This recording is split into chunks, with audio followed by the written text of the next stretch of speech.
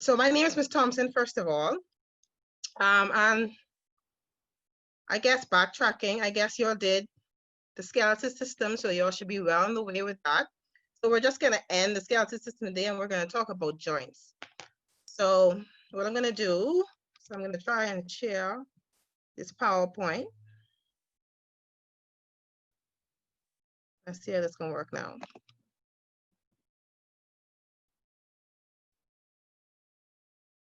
Okay, so usually I'd have the topic first. But because we're gonna do two topics, well, because we're living in time, I doubt we're gonna do those. But let's talk about the objectives first, okay? So the first objective that I want us to accomplish today is I want us to define joints. I want us to recall the two types of joints, differentiate between the four types of synovial joints, recall three functions of the muscular system, differentiate between the three types of muscles. Okay?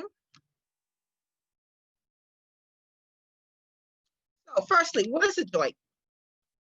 A joint is a point where two or more bones connect, okay? I want you to really take notice of the word connect, right? I don't want you guys to use the word meet, because just because something meets, right, doesn't mean it connects, right? So this is the point where two or more, so it could be three joints, it could be three bones, sorry, it could be four bones, but whatever the point is that they connect is called a joint. Joints make bending, twisting, and turning possible, right? So there are over 200 joints in the human body, right? So there's almost as much joints as there are bones in the human body. And these are some types of joints, very common: knee joint, elbow joint, and even joints found in the skull. Okay, so there are two types of joints: immovable joints or fixed joints, and movable synovial joints, right? And just by the name, you can tell what's happening here, right? So immovable joints are joints that don't move, they're fixed in that position. While movable joints or synovial joints, they're the joints that allow us to move, right? They're the joints that allow us to walk.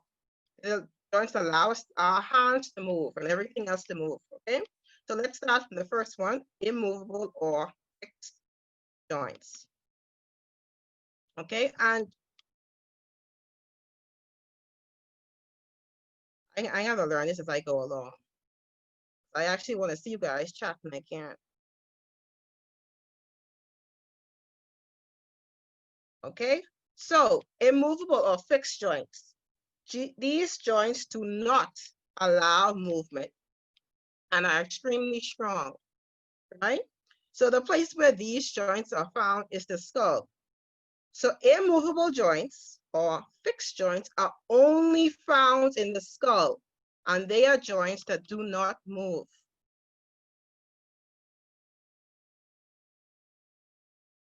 Movable or synovial joints. These are the joints found in all the other rest or all the other parts of your body. So synovial joints are freely moving joints. Okay, these are the most common types of joints in the body, realistically, because they're found every place else except the skull, and are the most important in terms of physical activity, since they allow a wide range of movements. Okay, so all the exercise that you see here, the woman doing whatever that exercise is, okay, and the two men, they allow all those activities to take place. They are called movable or synovial joints. So again, the two types of joints are immovable joints or fixed joints found in the skull. They do not allow movement, and movable joints or synovial joints found in all the rest or all the other parts of the body, and they allow movement. Okay, so what surrounds synovial joints? Each synovial joint is surrounded by a synovial membrane, okay? And in that synovial membrane is something called the synovial fluid, okay? That synovial fluid acts as a lubricant. And we should all know what a lubricant is, or maybe we don't, but if we don't, let me explain it to you. So a lubricant is just a liquid that helps to reduce friction, right? So you don't want two things to rub against each other. That should be painful, right? So it allows for the smooth movement of these objects. That's called a synovial fluid, okay?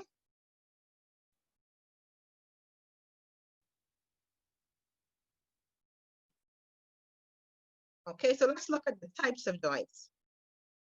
And the first type of joints we have here is the hinge joint, found in the elbows, the knees, the knuckles, and the toes, right? And this is how I remember the hinge joint, okay? I don't know if you guys can see my arm, right? So you can think of the hinge joint as a door. Door closes, the door opens, right? Closes, open, okay? And that's how you can remember a hinge joint. Again, they're found in the elbows, in the knuckles, sorry, in the fingers, and in the toes. Okay, so hinge joints allow movement in one plane. The joint permits a back and forward motion. Again, back and forward motion. The second type of joint is gliding or sliding joints, found between bones of the vertebral column, in the carpal of the wrist, in the tarsal of the ankles, okay? And it permits a sliding motion of one bone over the other. So these bones found in the wrist, right? Or these bones found at the ankle are flat bones that are allowed to slide on top of each other, okay? Next, we have the ball and socket joint, found in the shoulders, right? And in the hips. The end of one bone is rounded and fits into a hollow, well, something's supposed to be there, in the other bone, right? So it's like this. It's like you have a ball and you have something that holds the ball, right? That's why we call it ball and socket, okay? And this allows for free movement. Free movement. So when you look at your shoulders, you're able to do a lot with your shoulders, right? You can do this, stretch out, you can do it round, you can do a lot of things. And it's the same thing with the hips, right? So again, these ball and socket joints permits a circular movement. That is the widest range of movement. Okay, the ball and socket joints of the shoulder and hip, for example, can rotate in a complete circle. The pivot joints. These joints are found in the neck and in the forearms. It permits rotation of one bone alongside the other. Okay, it also allows you to turn your head from side to side, right? And you can think of a pivot joint as a ring, and then a flat bone inside that is allowed to pivot, right? And this is how your neck is allowed to go side to side, up and down, okay?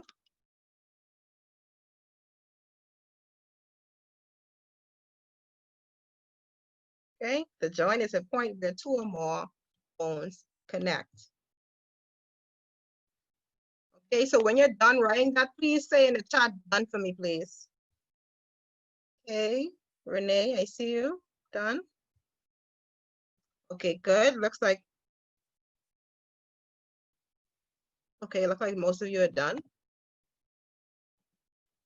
Next slide. Okay, so what you can do, you can put example and then put knee joint, elbow joint, and joints in the skull. I'll get down at this eventually.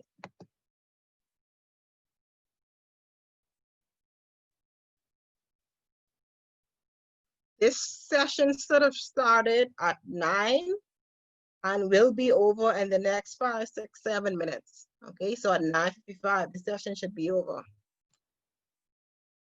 Okay, see most of you are done, so I changed the slide. Okay, most people are done. Okay, so remember guys, we said there are two types of joints, immovable joints and movable joints. And immovable joints are joints found only in the skull And like their name says, they don't move, okay?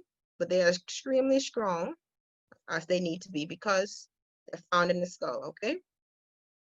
Only in the skull. They do not move. Edwinique, do I know you? Edwinique. Okay.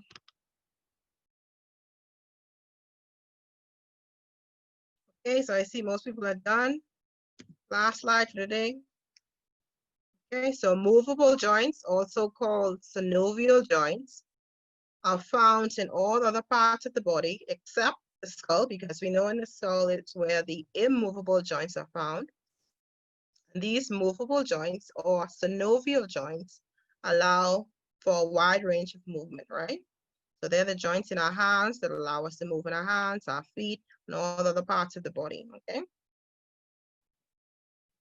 Okay, so we said that a joint is a point where two or more bones connect, right? Joints make bending, twisting, and turning possible, and there are over 200 joints in the body. You should have this from yesterday.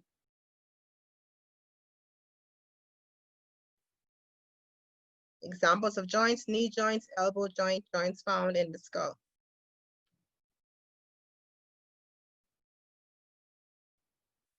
Okay, the two types of joints: immovable joints called fixed joints, or movable joints, also known as synovial joints. You have this from yesterday. Have this from yesterday again. Okay, so immovable joints, there are the joints found in the skull and they don't move. Okay, movable joints or synovial joints are found in all the other places in the body and they allow for movement.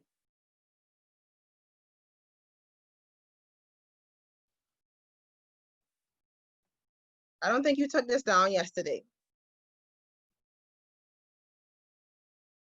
Okay, so surrounding the joint, surrounding all the synovial joint, is a membrane called synovial membrane. Inside the synovial membrane is a fluid called the synovial fluid. This fluid acts as a lubricant to reduce friction between the bones, okay? I don't think you have this slide, so take this down, please. Type done when you're finished. Let me see how fast we can take this down.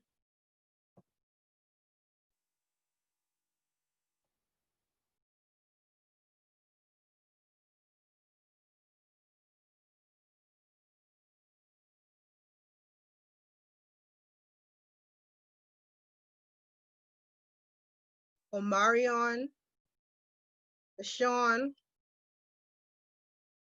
Hayden, Joshua. I don't think I've heard from you guys. Asher, Brennan.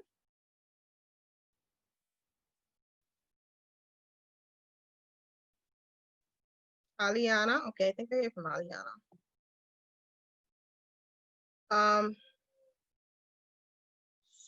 Shema, you have a question? Yo, I'm trying to figure this out as I go along.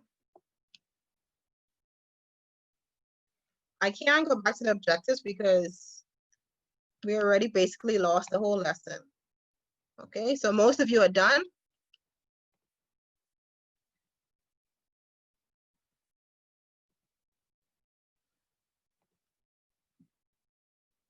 Okay, these are the types of synovial joints.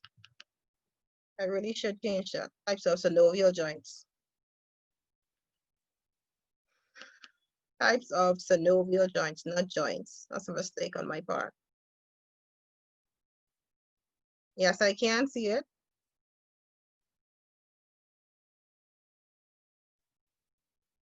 Okay, so the first type of synovial joint, and you guys can write as I talk, please, so that we don't waste time, is the hinge joint.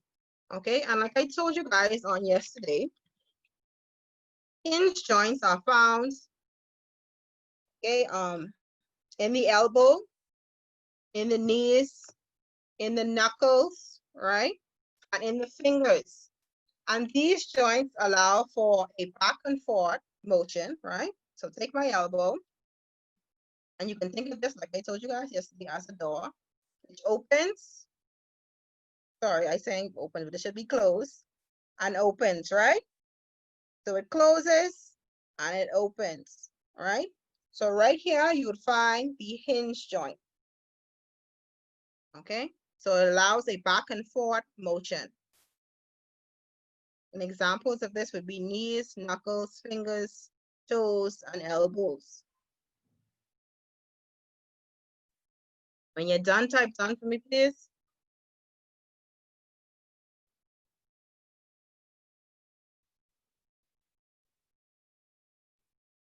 Okay, Shemaya. Okay, 9 people are done. Let's go, the rest of you. Demetrius, are you finished?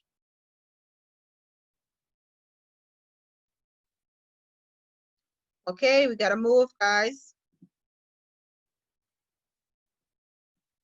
Okay, so the second type of joint is the gliding or the sliding joint, okay? And these joints are found between bones of the vertebral column, in the carpal of the wrists, and the tarsal of the ankles, okay? And these joints connect bones that are flat, okay? So they allow flat bones to slide, okay, together or amongst one another. These are called, that's why they're called gliding or sliding joints. Sorry. Okay, guys, just to let you know, I can't hear what you're saying, okay? So if you speak, I can't hear it. Your speakers are turned off. I'm not allowed to hear what you're saying, okay? I can't see video of you, none of that. So you just have to type with me.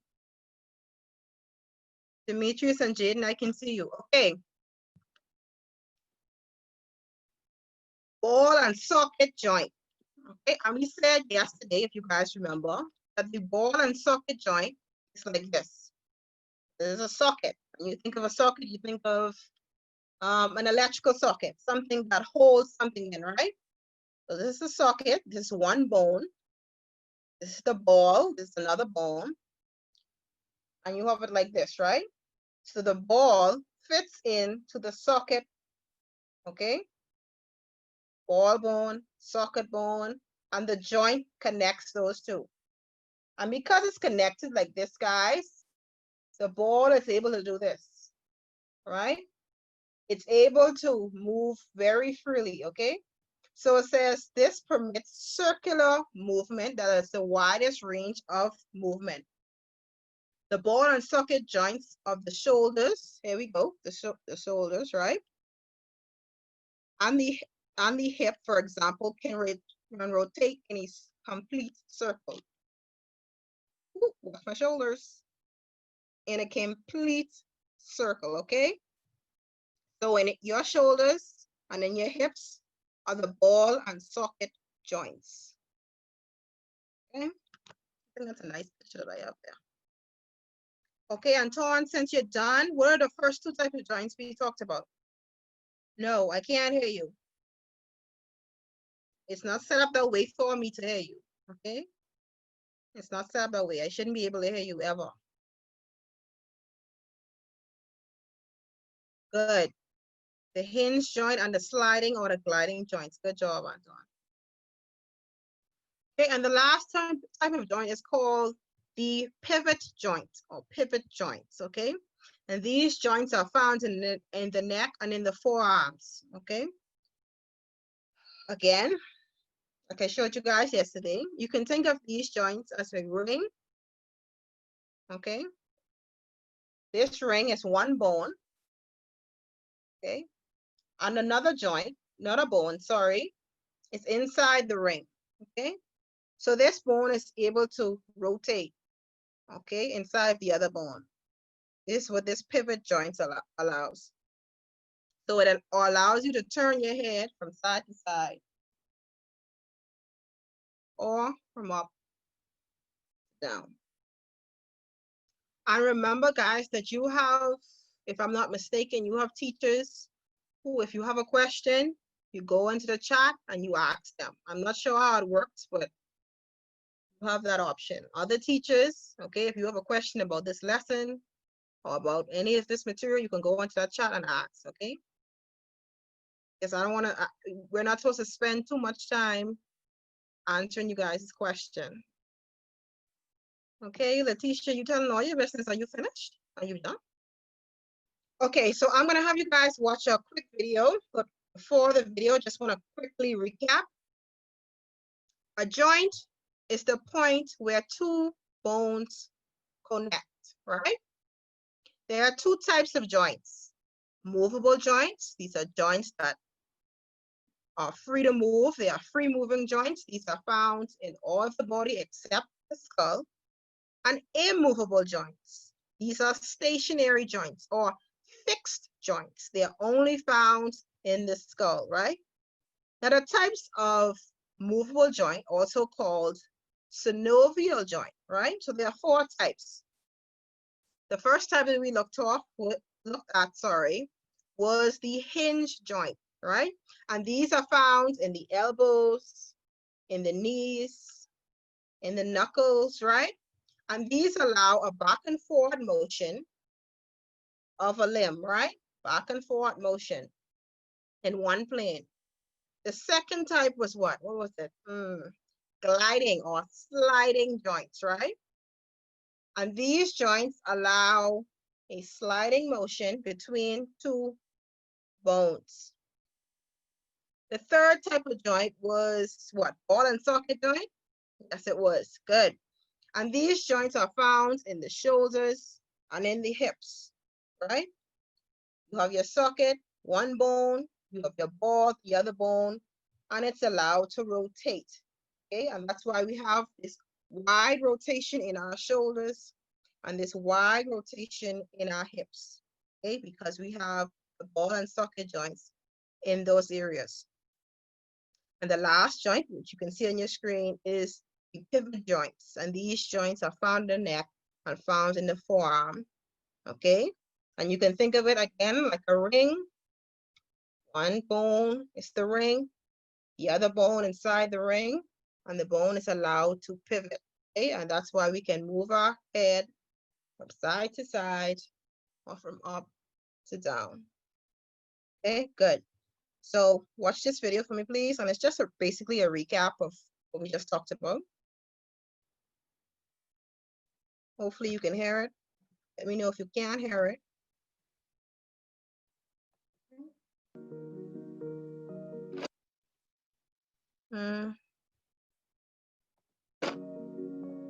Body movements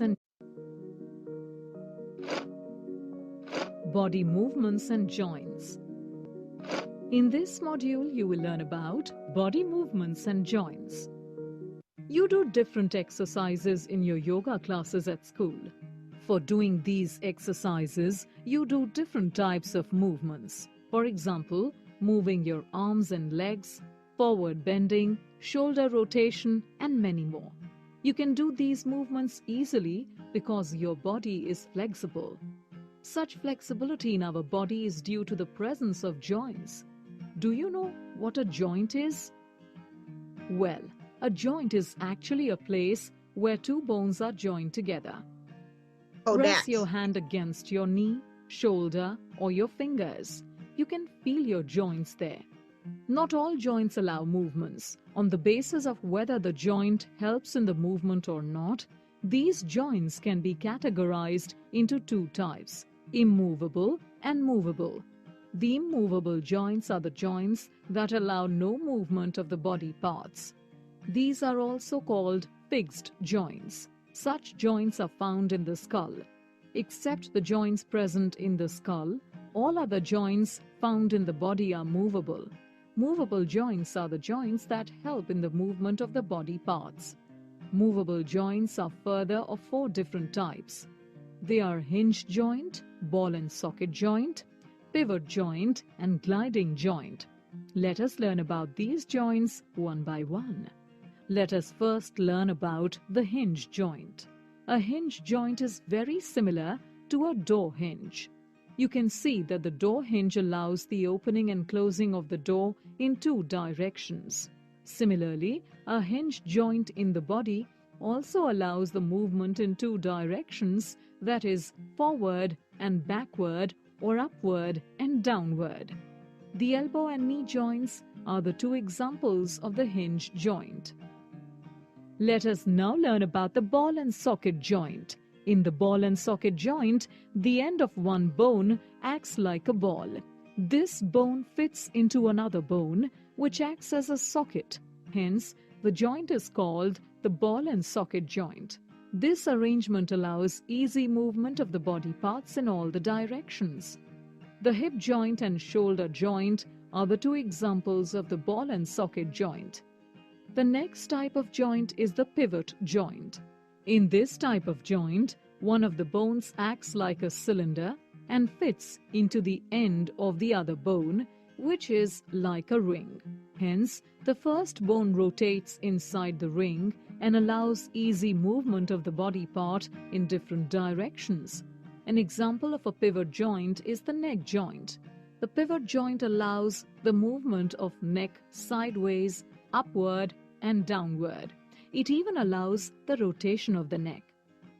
The last type of joint is the gliding joint. This type of joint allows the bones to glide over each other and hence allows slight movement of the body parts. In this type of joint, the joint bones are flat and so they slide back and forth and side to side. Ankle joint and wrist joint are some examples of the gliding joint.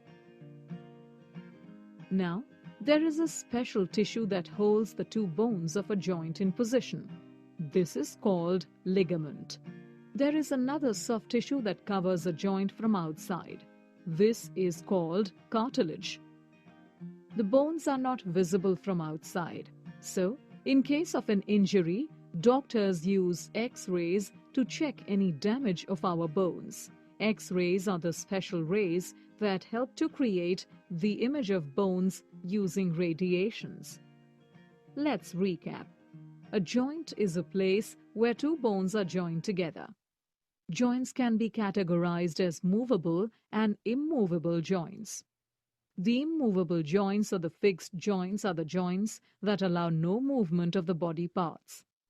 Movable joints are the joints that help in the movement of the body parts.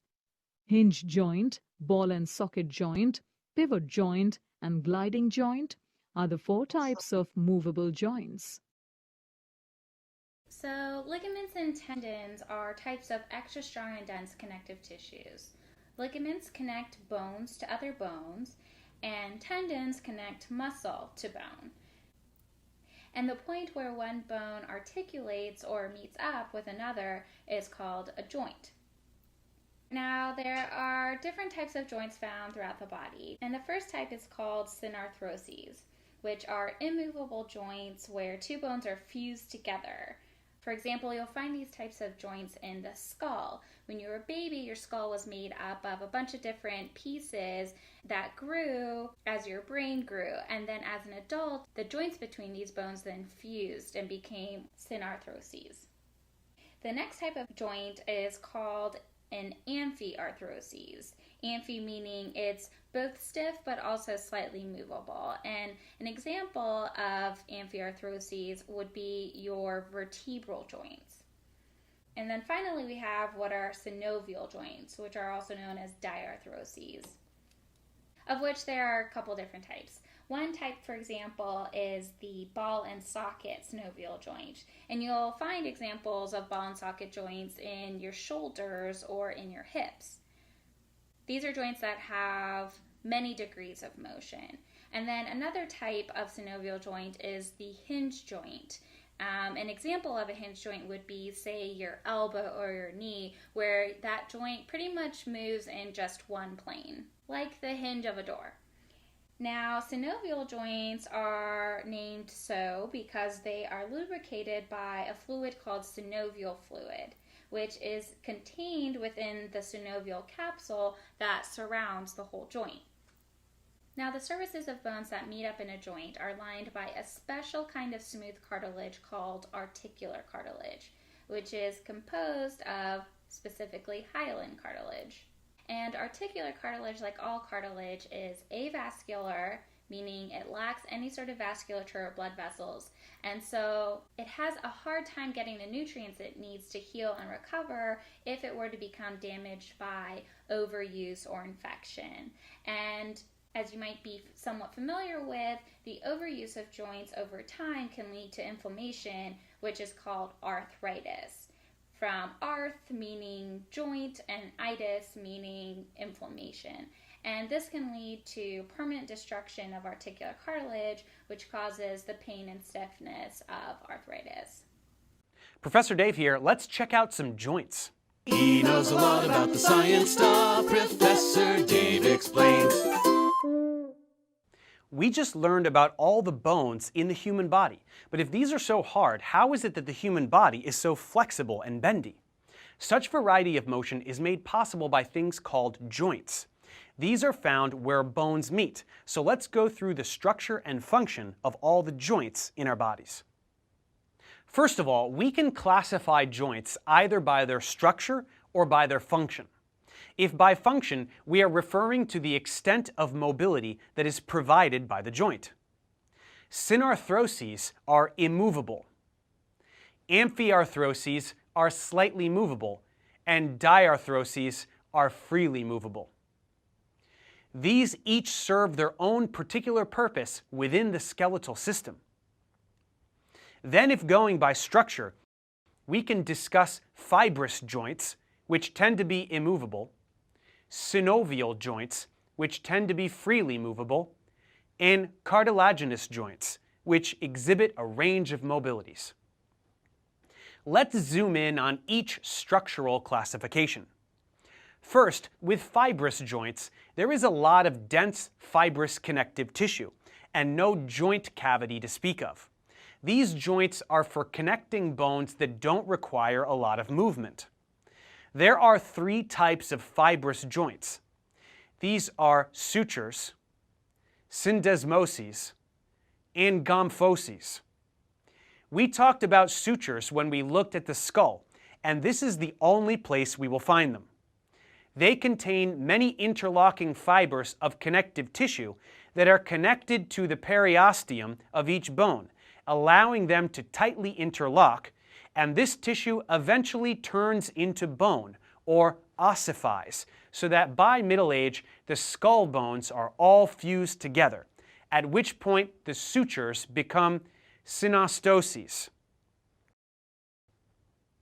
The next type of fibrous joint is syndesmoses.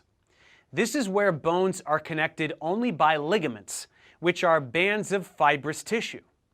We see this connecting the radius and the ulna. Here the fibers are short, which prevents movement. And the last type of fibrous joint are gomphoses, which are like a peg-in-socket type of joint. This only occurs between a tooth and its alveolar socket, as the teeth are more or less embedded in these, and the ligament present is called periodontal ligament. Next, after fibrous joints, we have cartilaginous joints.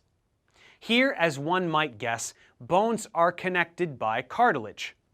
These also lack a joint cavity and are not particularly movable. There are two types of cartilaginous joints. The first are synchondroses, which contain hyaline cartilage.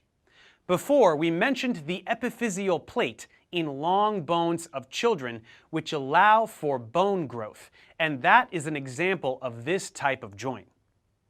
The first rib also has one of these between the costal cartilage and the manubrium of the sternum. The other type of cartilaginous joints are symphyses, and these are made of fibrocartilage. This is compressible, so these joints are meant to be shock absorbers. We can find these in between vertebrae and in the pelvis. Lastly, we have synovial joints. These are the ones that have an actual cavity filled with fluid, which allows for substantial mobility. Most joints are of this type, especially the ones in our limbs. The structure of these is more complicated, but let's note a few features. First, articular cartilage covers each opposing bone surface, protecting the ends of the bones. Then there is the joint cavity. This contains synovial fluid, which is very viscous, containing hyaluronic acid secreted by cells that are in the nearby synovial membrane. This fluid acts as a lubricant and reduces friction between the layers of cartilage. The synovial membrane, together with the fibrous layer that flanks it, comprise the articular capsule. And beyond that are some reinforcing ligaments, as well as nerves and blood vessels. Beyond this basic structure, some synovial joints have fatty pads or discs of fibrocartilage separating the articular surfaces. These are also known as menisci. Closely associated with synovial joints are often bursae, flattened fibrous sacs containing synovial fluid, as well as tendon sheaths, which are similar but much longer and wrap around a tendon. These serve to lubricate certain surfaces and reduce friction between adjacent structures. Now that we know about the types of joints and their structural features, let's learn about the terminology that refers to the types of motion they allow. Muscles, which we will discuss next, have an origin attached to an immovable bone and an insertion attached to a movable bone. When muscles contract around joints, we get movement, and we can describe this motion by referencing certain lines or axes, as well as certain planes of space.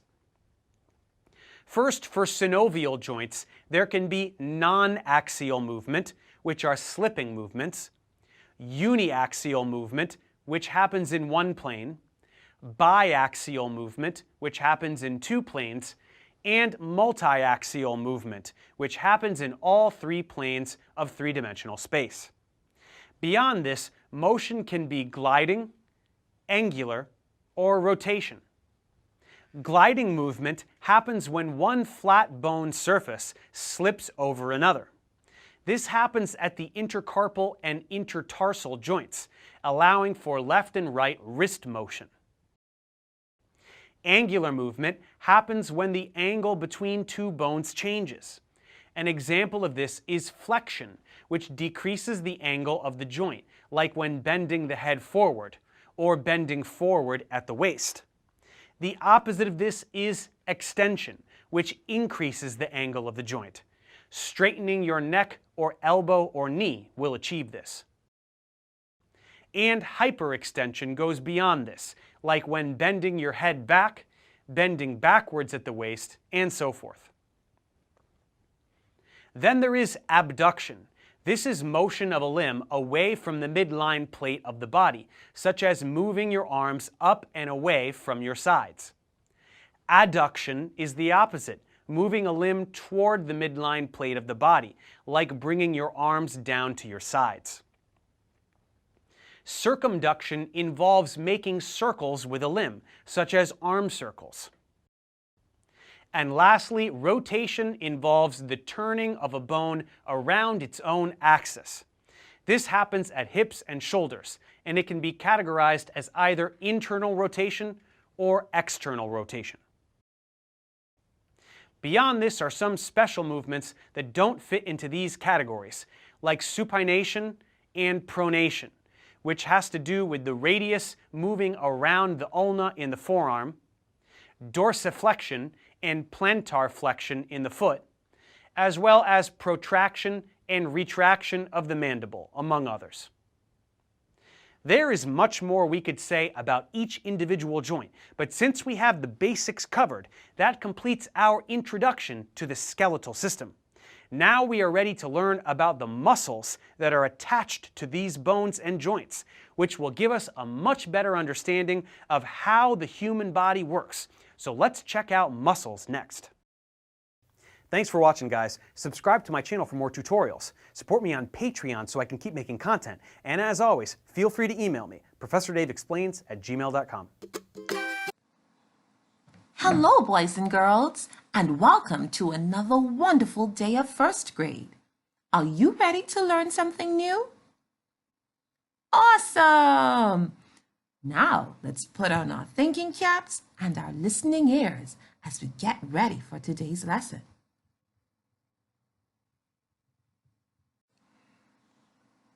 Do you remember what an obstacle is? Correct! An obstacle is anything or anyone that stops or prevents you from doing something or moving forward. Can you give an example of some obstacles? Great job! Yes, a traffic jam can be an obstacle, as well as a fear of something can be an obstacle. Also, a physical disability can be considered an obstacle. There are many forms of obstacles.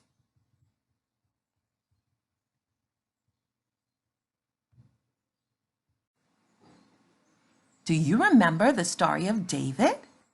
David had an obstacle. His obstacle was a person by the name of Goliath.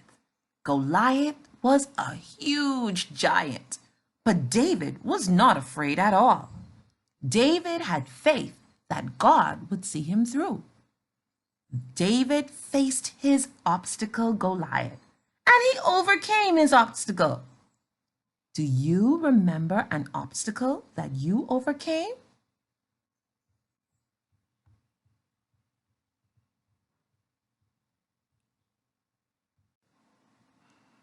Were you ever afraid to read out loud or to stand and give a presentation in front of your class?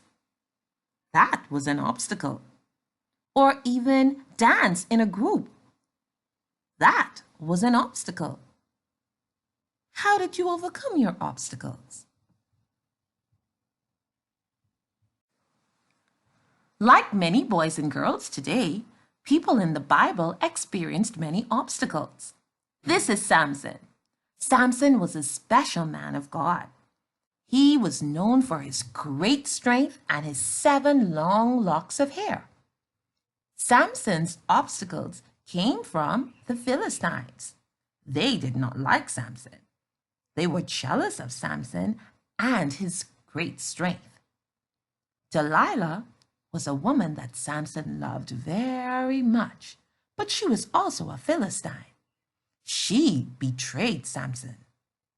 After Samson's betrayal, Samson was chained, thrown in prison, and his eyes were gouged out, so he lost his sight. Samson had many obstacles to face. After many months, Samson prayed to God every day, and he asked God to renew his strength. Day by day, Samson's locks grew, and grew. And every day, Samson got stronger and stronger. One day, Samson regained all of his strength. He asked a little boy to lead him to the middle of the temple where the Philistines were having a great party. Samson walked to the middle of the temple. He pushed and pushed and pushed on the pillars of the temple until the entire temple fell in and everyone in the temple died. Like David and Samson, I am sure that you can overcome any obstacle that comes your way. One thing that David and Samson believed was that God would see them through. You can overcome anything that comes your way. If it's a fear of reading, or a fear of making friends, or if you have a physical disability, just remember that through Christ, you can do all things. Change the way you see your obstacles, and you would change the way that you go through them.